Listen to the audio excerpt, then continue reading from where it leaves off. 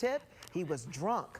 A breath test found he had an alcohol level more than the legal limit in the Netherlands. Delta suspended the pilot while they investigate. All right, in the last few hours, Memorial Drive in DeKalb County reopened after crews finished repairing a gas leak just south of Rays Road. Construction crews were working in this ditch alongside Memorial Drive when they hit the gas line, causing it to break. Some lanes were closed for about an hour, but traffic is moving again this afternoon. And out west, the cleanup continues following last week's deadly gas pipeline explosion in California. Take a look at this surveillance video, which caught the blast. All right, happening right now, inspectors are underway on gas pipelines across the country, including in Georgia. Crews want to make sure that the same thing never happens here. So new at 5, CBS Atlanta's Adam Murphy is asking tough questions and joins us live in Atlanta with more. Well, Kim, Atlanta Gas Light owns and maintains much of the gas pipes throughout the city of Atlanta. And right now, you are seeing their workers actually replacing some of the gas lines that are so old here in the city of Atlanta. They were ordered to do so by the state in hopes that they can make sure that this incident doesn't happen here in Georgia. Construction work like this is enough to annoy most homeowners in Atlanta, but not in this case. It's kind of a nuisance to have people drilling in your front yard, but we'd certainly prefer that everyone's safe and no one explodes, Residents on Irwin Street have been watching closely as workers repair the gas line in front of their homes. They became concerned after a gas line exploded in San Bruno, California last week, just south of San Francisco. So CBS Atlanta asked the state about the safety of Georgia's gas lines. Are residents at risk for an explosion here?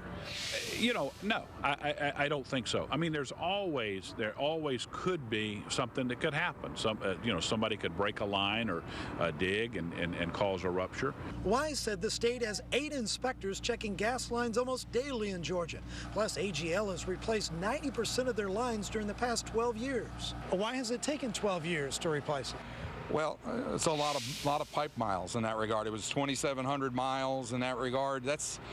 We were doing over 230 miles a year in the program, which was the largest replacement program in the country.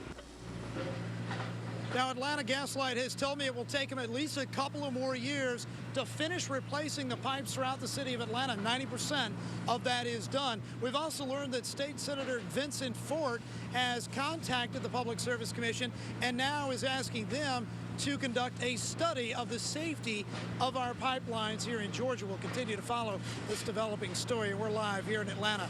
Adam Murphy, CBS Atlanta News. And Adam, we're getting word this afternoon that the feds are tightening oversight over the nation's gas pipelines. A bill sent to Congress today increases fines from $1 million to now $2.5 million for companies that have serious pipeline violations.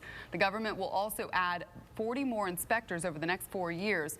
Most of the major gas pipelines were put in many years ago. In fact, the one in California that exploded was installed in 1968. The final replacement windows went up today at the Westin Hotel. You may remember a tornado went through downtown Atlanta in March 2008.